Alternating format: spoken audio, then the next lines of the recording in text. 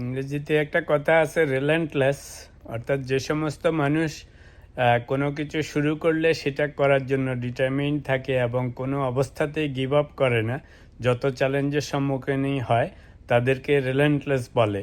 তো এই রিলেন্টলেস হওয়ার জন্য আবার আরেকটা জিনিস লাগে, মেন্টাল টাফনেস।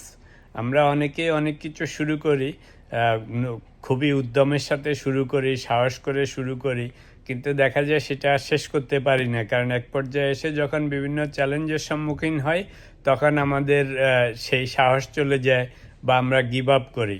তো যদি মেন্টাল টাফনেস থাকে, কারণ যে কোনো কঠিন কাজ করার সময় সবসময় চ্যালেঞ্জ আসবে, অ্যাডভার্সিটি আসবে, নানা রকম কঠিনতার সম্মুখীন হবেন।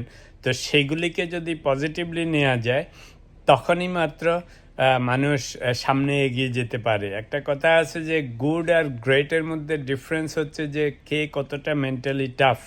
ফিজিক্যালি টাফনেস যেমন ইম্পর্টেন্ট, মেন্টাল টাফনেস অ্যাকচুয়ালি ওর থেকেও বেশি ইম্পর্টেন্ট। যদি নানা রকম সমস্যার সম্মুখীন হই এবং গিভ আপ না করি, we refuse to give up, তখনই তারা গুড থেকে গ্রেটে পরিণত হয়।